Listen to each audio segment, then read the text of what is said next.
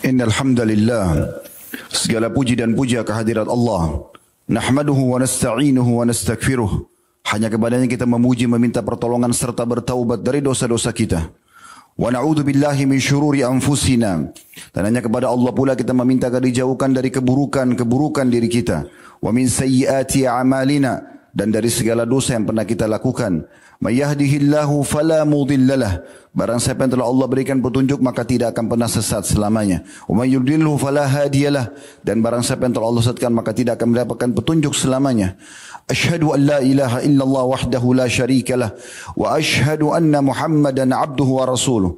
Saya bersaksi tiada Tuhan yang berhak disembah kecuali Allah dan Muhammad benar-benar hamba juga utusannya. Allah mengingatkan dalam kitabnya, Ya ayuhalladzina amanu taqullaha haqqa tuqatihi wa la tamutunna illa wa antum muslimun. Hai sekalian orang-orang yang beriman, bertakwalah, hanya patuh dan tunduklah kepada satu-satunya pencipta segala sesuatunya, baik di langit, di bumi, di kedalaman lautan, terjangkau atau tidak terjangkau oleh mata kita, yaitu Allah. Sebenar-benar patuh dan tunduk, dan janganlah meninggal dunia kecuali dalam keadaan Islam. Di ayat yang kedua Allah juga mengingatkan, Ya ayuhan nasu taqu rabbakum alladhi khalaqakum min nafsin wahidah wa khalaqa minha zawjaha wa batha minhuma rijalan katsiran wa nisaa wattaqullaha alladhi tasaaluna bihi wal arham innallaha kana 'alaikum raqiba. Hai sekalian manusia, sekali lagi bertakwalah, hanya patuh dan tunduklah kepada Allah yang telah menciptakan kalian dari jiwa yang satu yaitu Adam alaihissalam, dan telah menciptakan dari jiwa yang satu istrinya Hawa alaihissalam, dan telah banyak memberikan keturunan laki-laki juga perempuan dari keduanya. Sekali lagi bertakwalah kepada Allah dan jagalah hubungan silaturahim. Sesungguhnya Allah senantiasa mengawasi kalian. Di ayat yang ketiga, Ya ayyuhalladzina amanu taqullaha wa qulu qawlan sadida yuslih lakum a'malakum wa yaghfir lakum dhunubakum wa man yuti'illaha wa rasulahu faqad faza fawzan 'azima. Hai sekalian orang-orang yang beriman, sekali lagi bertakwalah kepada Allah dan ucapkan kalimat yang benar. Jujurlah, niscaya Dia akan memperbaiki amalan perbuatan kalian, mengampuni dosa-dosa kalian. Barang siapa yang mentaati Allah dan Rasulnya, sungguh dia telah mendapatkan kemenangan yang besar. Amma ba'd, fa inna asdaqal hadithi kitabullah. Kita mengetahui semua bahwasanya sebaik-baik rujukan umat Islam dan sejujur-jujur perkataan adalah kitabullah, Al-Quran. Wa khair hadi Muhammadin sallallahu alaihi wa ala alihi wa sahbihi wasallam. Dan sebaik-baik petunjuk setelah Al-Quran adalah petunjuk Nabi besar Muhammad sallallahu alaihi wa ala alihi wa sahbihi wasallam. Wa syarrul umuri muhdatsatuha. Dan seburuk-buruk perbuatan terutama dalam ibadah yang tidak punya rujukan dari keduanya, Al-Quran dan Sunnah. Fa inna kulla muhdatsin bid'ah. Semua ibadah yang tidak punya rujukan wahyu dikenal dengan perbuatan dalam agama. Wa nabidatin dhalalah. Dan perbuatan baru itu akan membawa pelakunya pada kesesatan. Dan finar, kesesatan akan membawa pelakunya ke dalam api neraka. Saudaraku seiman, judul kita pada kesempatan ini sebuah bonus, sebuah hadiah, sebuah solusi dari semua permasalahan hidup. Apapun itu, penyakit yang tidak pernah sembuh, rizki yang masih sempit, dan masalah apapun yang sifatnya gangguan dari makhluk. Bahkan puncaknya adalah kita akan mendapatkan rezeki yang luas di dunia serta juga masuk dalam surga Allah di akhirat. Iya saudaraku, judul kita pada hari ini adalah taubat kepada Allah subhanahu wa ta'ala. Kebahagiaan apa yang dimiliki atau lebih bisa dimiliki oleh seseorang dibandingkan semua kesalahan dia dimaafkan. Dan dalam hitungan menit ataupun detik dia bisa melakukannya kepada Tuhan yang maha pemurah. Sehingga pada saat dia sudah diterima taubatnya dan sudah mengaturkan taubatnya kepada Tuhannya Allah, maka semua fasilitas yang tadinya tertahan karena pelanggaran dibukakan semuanya. Beda antara Allah subhanahu wa ta'ala dengan makhluk. Makhluk di saat seseorang melakukan perbuatan salah, mungkin pada saat yang berbuat salah minta maaf sekali, dua kali akan dimaafkan. Tapi kalau sudah 4 kali, 5 kali, sampai beberapa kali, maka tentu saja dia akan berat memaafkan. Bahkan mungkin dia akan memboikot dan memutus hubungan dengan orang tersebut. Tapi sang pencipta Allah, zat yang maha pemurah. Zat yang betul-betul bisa membuka seluruh pintu untuk hambanya yang telah berbuat salah. Walaupun salahnya sangat besar. Walaupun salahnya sangat banyak.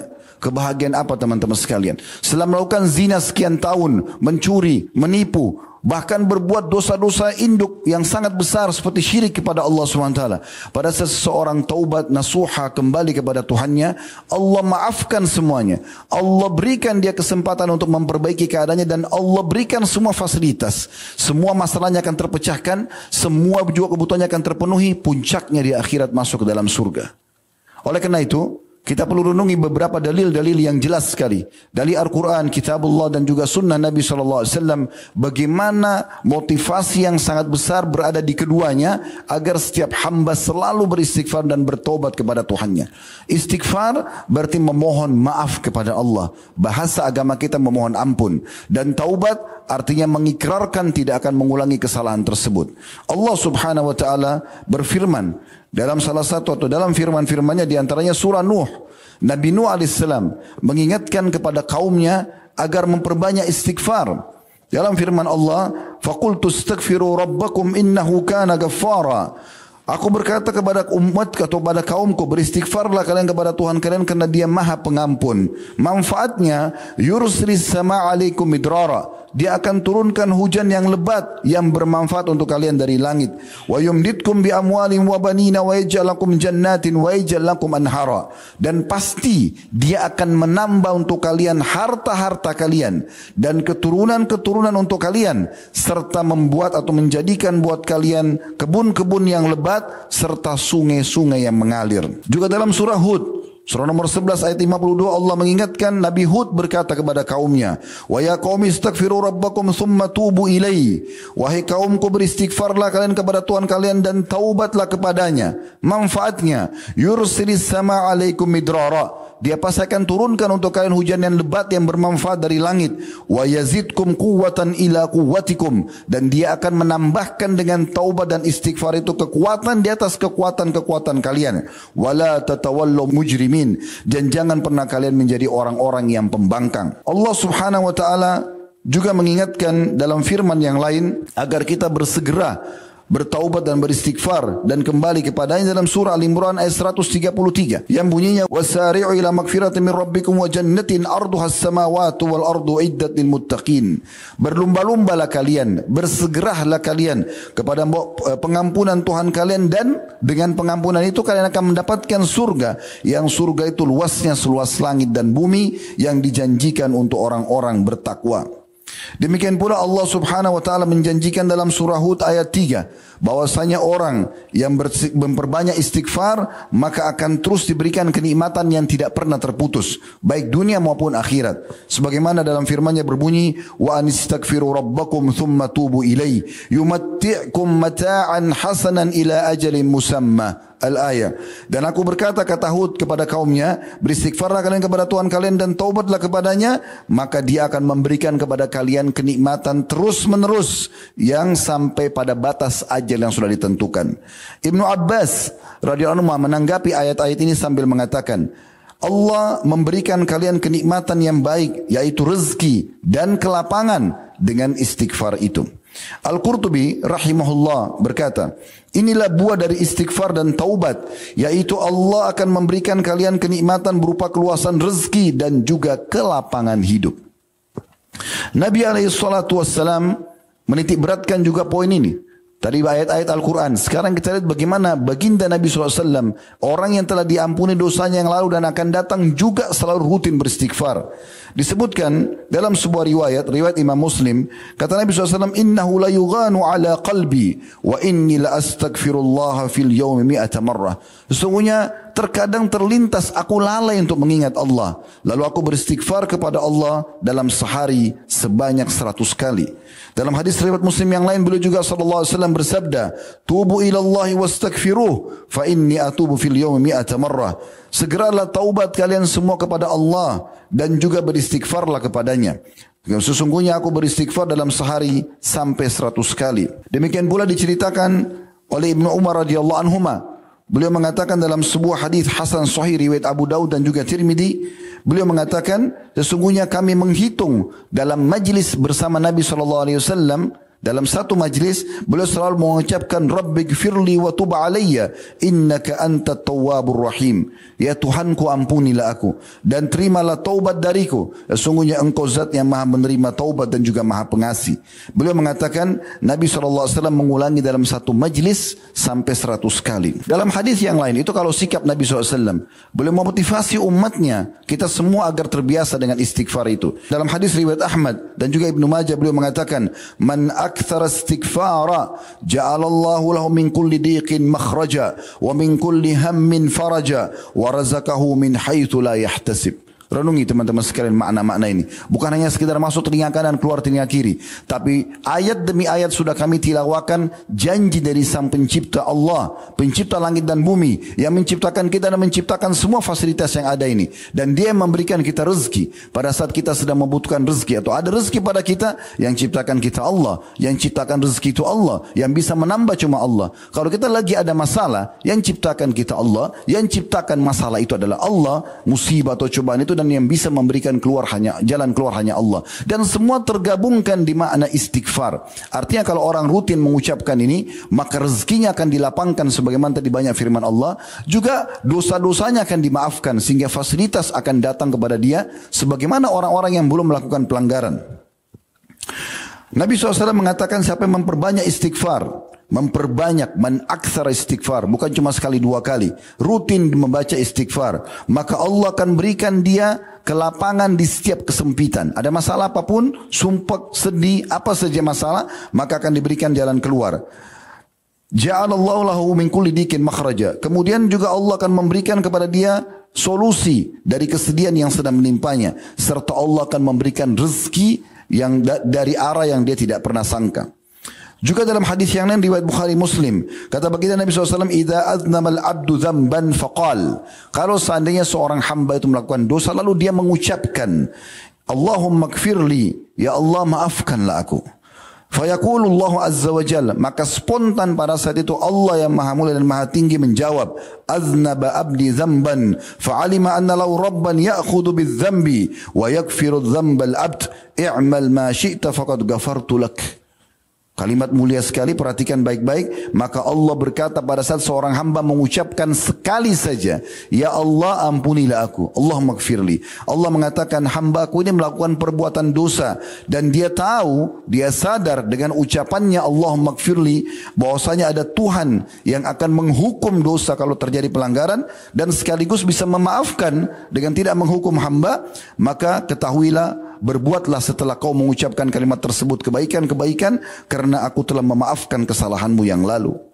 Hudzaifah radhiyallahu anhu, sahabat Nabi yang mulia berkata, saya adalah seorang yang memiliki lisan yang tajam terhadap keluarga saya. Seringkali berkata tegas, keras kepada istri dan anak-anaknya. Maka saya pun khawatir lidahku membawaku dalam api neraka. Maka aku datang kepada Nabi SAW dan mengatakan, "Ya Rasulullah, sesungguhnya lisanku sangat tajam dan kadang-kadang aku lalai dalam mengucapkan pada saat lagi marah." Maka Nabi SAW mengatakan, "Fa aina anta min istighfar?" Mana kamu dari istighfar wahai Hudzaifah? "Fa inni la astaghfirullaha fil yawmi mi'ata marrah." Sesungguhnya aku saja, artinya aku sebagai seorang nabi yang jelas diampuni dosaku, aku juga diawasi oleh Allah Subhanahu wa taala sehingga amal-amalku selalu terjaga, maka tetap aku beristighfar kepada Allah sehari 100 kali. Hadis sahih diriwayatkan oleh Imam Nasai. Abu Hanifah rahimahullah meriwayatkan sebuah hadis dalam musnad beliau, walaupun musnad ini jarang dilirik oleh orang, tapi Abu Hanifah rahimahullah, beliau seorang ahli fikih, tapi beliau punya musnad menyusun hadis-hadis Nabi SAW. Di antara hadis yang beliau angkat adalah hadis Jabir bin Abdullah radhiyallahu anhuma. Jabir dan Abdullah adalah dua-dua sahabat, anak dan ayah sahabat, kita mengatakan radhiyallahu anhuma. Maka beliau meriwayatkan telah datang seseorang kepada Nabi SAW mengatakan, "Wahai utusan Allah, saya betul-betul belum dikarunia satu pun keturunan anak. Maka apa harus saya lakukan?" Maka kata Nabi SAW, "Fa aina anta min kathrati istighfari wa kathrati sadaqah turzaqu bihima." Mana kamu dari memperbanyak istighfar dan juga memperbanyak sedekah, yang pasti dengan keduanya engkau akan diberikan rezeki. Dalam sebuah asar diceritakan iblis yang berkata kepada Allah Subhanahu wa taala, ya, pada saat Allah melaknatnya dan memerintahnya turun keluar dari langit turun ke bumi, Allah SWT melaknatkan dia tidak mau sujud kepada Adam, maka dia mengatakan, "Wahai Rabbku, demi keperkasaanmu, aku akan menipu anak Adam selama ruh-ruh mereka masih ada di badan mereka. Maka Allah pun berfirman, wa izzati wa jalali la akfiranna lahum ma damu yastakfiruni. Demi keperkasaan dan keagunganku hai iblis, sesungguhnya aku akan terus mengampuni mereka selama mereka memohon ampun kepadaku. Berapa banyak pun dosa yang kita kerjakan tetap akan dimaafkan oleh Allah Subhanahu wa taala. Dalam sebuah hadis yang lain, hadis ini lebih luas lagi, memaknakan bahwasanya Allah tidak akan peduli dengan dosa-dosa hambanya walaupun banyak, yang penting dia beristighfar kepada Allah Subhanahu wa taala. Dikatakan bahwasanya dari hadis Abu Sa'id Al-Khudri radhiyallahu anhu, begitu mudahnya istighfar. Perhatikan riwayat ini, begitu mudahnya istighfar. Dan mulai malam ini amalkan, setiap kali mau tidur ucapkan ini 3 kali saja. Man qala, kata Nabi SAW, man qala hina ya'wi ila firashi, siapa yang mengucapkan pada saat dia sedang baring di ranjangnya, Astaghfirullahal azim alladhi la ilaha illa huwal hayyul qayyum wa atubu ilaihi 3 marrat. Siapa yang mengucapkan pada saat dia menuju ke ranjangnya atau mau tidur, Astaghfirullahal azim alladhi la ilaha illa huwal hayyul qayyum wa atubu ilaihi 3 kali. Aku memohon ampun kepada Allah yang Maha Agung, yang tidak ada Tuhan yang berhak disembah kecuali Dia, yang Maha hidup dan terus-menerus mengurus makhluknya, dan aku bertaubat kepadanya. 3 kali dia ucapkan, Ghafarallahu lahu dhunubuh, pastikan Allah akan memaafkan semua dosanya. Wa in kana mithlu zabadil bahar, walaupun sebanyak buih di lautan. Pernah lihat buih di lautan, busa sebanyak itu pun Allah akan maafkan dengan ucapkan 3 kali saja pada saat mau tidur. Begitu mudahnya dosa sebanyak buih di lautan dimaafkan dengan 3 kali ucapan pada saat mau tidur. Orang sudah dalam kondisi santai, harusnya bisa mengucapkan ini, tidak tersibukkan dengan yang lainnya. Belum, tidak cukup sampai situ. Nabi SAW masih mengatakan, wa in kana adada waraki syajar, walaupun dosanya sejumlah seluruh daun-daun yang ada di muka bumi. Wa in kanat adad ramlil alij, walaupun sebanyak jumlah pasir yang bertebaran di muka bumi ini. Wa in kana adada ayyamid dunya, bahkan sejumlah hari-harinya dunia pun akan dimaafkan. Hadis ini diriwayatkan oleh Tirmidzi, dan dalam riwayat lain, ghufirat dzunubu wa in kana farra minaz zahaf. Dalam riwayat Abu Daud, Tirmidzi dan Al-Hakim, semua ini disahihkan oleh Al-Hakim, dikatakan dan Allah akan ampuni dosanya walaupun dia lari dari kancah peperangan. Ini luar biasa. Hanya mengucapkan Astaghfirullahalazim alladzi la ilaha illa huwal hayyul qayyum wa atubu ilaihi 3 kali mau tidur. Dosa kita sebanyak buih di lautan, atau sejumlah daun-daun seluruh pohon di muka bumi ini, atau sejumlah pasir yang bertebaran. Berapa banyak pasir itu? Begitu juga dengan sejumlah hari-hari dunia, semua akan dimaafkan oleh Allah Subhanahu wa taala. Lalu apa yang menghalangi kita saudaraku sekalian untuk kembali kepada Allah Azza wa Jalla? Ini kesempatan emas, ini sebuah bonus, sebuah tiket bagaimana kita dimaafkan semua kesalahan kita, dan dengannya fasilitas semua akan kita dapatkan. Sekali lagi, kalau manusia kapan dia melanggar di sebuah perusahaan, kemudian dia dikeluarkan, maka sulit sekali untuk kembali ke perusahaan tersebut, apalagi mendapatkan fasilitas yang ada di situ. Apakah itu uang kerja, apakah itu gaji dan bonus, apakah itu jabatan. Tapi di sisi Allah SWT berbeda. Sebesar apapun kesalahan tersebut, Allah tidak peduli. Dalam sebuah riwayat yang sahih, riwayat oleh Imam Bukhari, kata Nabi SAW, ya bena Adam, hatta law balaga dhunubuka ananas sama wastaghfartani lagafartu laka wala ubali. Wahai anak Adam, kalau dosa-dosamu sudah mencapai langit, full, semuanya pelanggaran, kemudian kau memohon ampun kepadaku, maka aku akan maafkan tanpa aku peduli. Tidak ada yang bisa intervensi kepada Allah Subhanahu wa taala antara kita dengan Tuhan kita. Betapa bodohnya banyak orang yang diberikan kesempatan dan bonus dan tiket yang luar biasa ini, tapi dia tidak mengamalkannya. Waktu demi waktu berlalu tanpa mengucapkan istighfar. Dan ini aneh. Harusnya kita memperbanyak istighfar, dan coba dengarkan sebagai penutup dalam khutbah kita pernyataan para salafus salih. Dimulai dari perkataan Abu Musa al-Asy'ari radhiyallahu anhu. Beliau mengatakan, dahulu kita memiliki 2 pelindung dari azab. Salah satunya telah pergi, yaitu keberadaan Rasulullah sallallahu alaihi wasallam. Selama Nabi masih ada, sahabat seringkali datang mengatakan, ya Rasulullah, mohon ampunlah buat aku. Mohon ampunlah buat kami. Maka Nabi SAW istighfar dan Allah kabulkan. Tapi sudah pergi sekarang. Di masa Abu Musa al-Asy'ari berbicara ini setelah meninggalnya Nabi SAW. Kita pun sekarang keadaannya sama. Dan muslimin sampai menjelang hari kiamat sama. Karena Rasulullah SAW sudah meninggal. Berarti satu pintu untuk selamat dari azab sudah hilang. Lalu beliau mengatakan, dan tersisa yang satu lagi. Sekarang sedang berada di tengah-tengah kita. Yaitu istighfar. Apabila istighfar itu telah pergi, niscaya dan pasti kita akan binasa.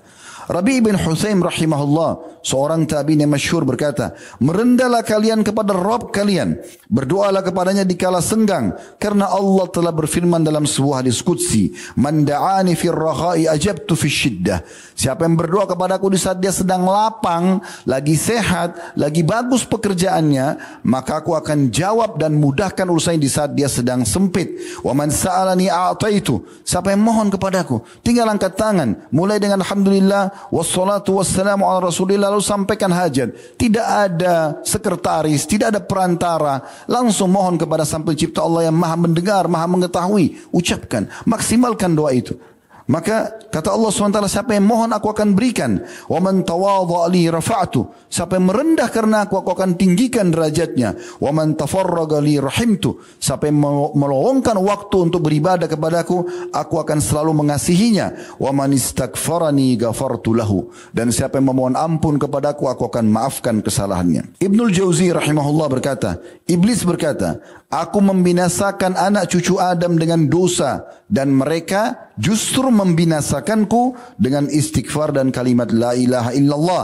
Manakala aku melihat itu dari mereka, aku tanamkan hawa nafsu kepada mereka, di mana mereka berbuat dosa tapi mereka tidak beristighfar karena mereka mengira diri mereka telah berbuat kebaikan. Artinya iblis sangat tahu kalau orang buat dosa dan dia jerumuskan, sebesar apapun dosa yang dia berhasil jerumuskan seorang anak Adam, akan dimaafkan dengan istighfarnya tadi. Sudah cukup hadis tadi tentang mengucapkan 3 kali pada saat mau tidur. Sejumlah apapun dosa kita akan dimaafkan oleh Allah SWT.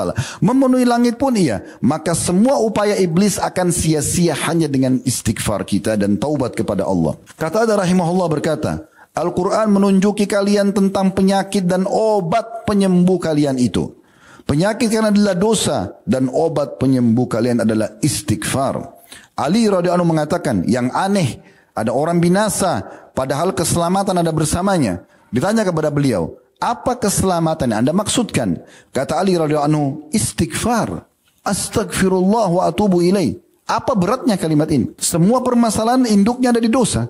Maka dengan istighfar selesai masalahnya. Beliau juga mengatakan, tidaklah seorang hamba diilhami oleh Allah subhanahu wa ta'ala untuk istighfar, sementara dia Allah berkehendak mengazabnya. Kapan lisan kita mengucapkan astagfirullah saja, Allah mudahkan kita mengucapkan, berarti Allah tidak mungkin mau mengazab kita. Allah justru ingin kebaikan buat kita. Kenapa banyak orang punya kesempatan habis sholat, istighfar 3 kali, buru-buru berdiri lalu kemudian pergi. Kenapa enggak istighfar? Kenapa enggak baca ini pada saat lagi santai, lagi jalan? Jangan diam, ucapkan apa saja. Lagi bekerja, lagi beraktivitas. Dengarkan bagaimana nasihat daripada Luqman al-Hakim. Dia berwasiat kepada anaknya, wahai anakku, Allah memiliki beberapa waktu khusus untuk menerima haturan hamba-hambanya. Maka pada saat itu tidak akan ditolak apapun yang hamba minta. Maka pada saat itu perbanyak istighfar. Di sini bukan Luqman Hakim mengatakan minta rezeki, minta ini, minta itu, tidak.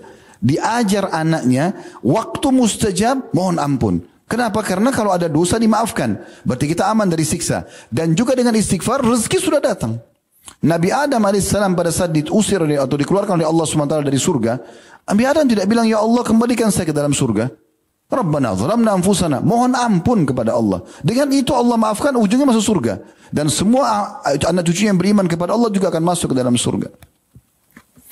Aisyah berkata radhiyallahu anha, Tuba itu sebuah istana di surga bagi orang yang mendapatkan banyak istighfar di buku-buku amalnya. Abu Minhal rahimahullah berkata, tidaklah seorang hamba didampingi dalam kuburnya lebih ia cintai daripada istighfar. Hasan Basri berkata rahimahullah, perbanyaklah istighfar di rumah-rumah kalian, di meja-meja makan kalian, di jalan-jalan kalian, di pasar-pasar kalian, dan di majlis-majlis kalian. Karena kalian tidak pernah tahu kapan ampunan itu akan turun. Sebagai penutup perkataan Ibnu Taimiyah juga rahimahullah, beliau mengatakan, pikiranku terkadang terpaku pada sebuah masalah yang sulit bagiku. Maka aku beristighfar kepada Allah sampai 1000 kali. Terus diucapkan. Sampai dadaku dilapangkan dan masalah yang sulit pun terpecahkan. Aku kadang berada di pasar, masjid, ataupun sekolah. Tapi hal itu tidak menghalangiku dari zikir dan istighfar. Sampai aku meraih apa yang aku inginkan. Aku qouli hadza, saya sudah mengucapkan perkataan ini, wa astaghfirullah li wa lakum, dan saya beristighfar kepada Allah, mengajak jamaah istighfar kepada Allah, fastaghfiruhu innahu huwal ghafurur rahim. Istighfarlah kepada yang Dia Maha Pengampun juga Maha Pengasih. Alhamdulillah wassalatu wassalamu ala Rasulillah. Segala puji dan puja kehadirat Allah Subhanahu wa taala, juga salawat dan taslim kepada Nabi besar Muhammad sallallahu alaihi wa ala alihi wa sahbihi wasallam. Khutbah demi khutbah sering kali kita dengarkan di setiap Jumat, ceramah demi ceramah, nasihat demi nasihat. Cuma beruntunglah orang yang mendapatkan apa yang telah didengar lalu dia amalkan. Seorang yang mengamalkan ilmunya akan mendapatkan keberkahan. Tapi seseorang hanya sekadar mendengar lalu mengatakan, oh iya ya, saya pernah dengar, lalu tidak mengamalkan, maka ini orang yang paling rugi dan telah tegak hujjah padanya pada hari kiamat. Allah akan mengatakan kepada dia, bukankah sudah sampai kepadamu? Bukankah hambaku fulan telah menyampaikan kepadamu? Bukankah kau telah mendengar dan membacanya? Maka dia tidak ada hujjah lagi pada hari kiamat untuk menyelamatkan dirinya. Maka perbanyaklah kesempatan emas. Setiap kali dengar khutbah demi khutbah, ceramah demi ceramah, ambil ilmu tersebut dan terapkan dalam diri kita atau dalam kehidupan kita, maka Allah akan berikan keberkahan.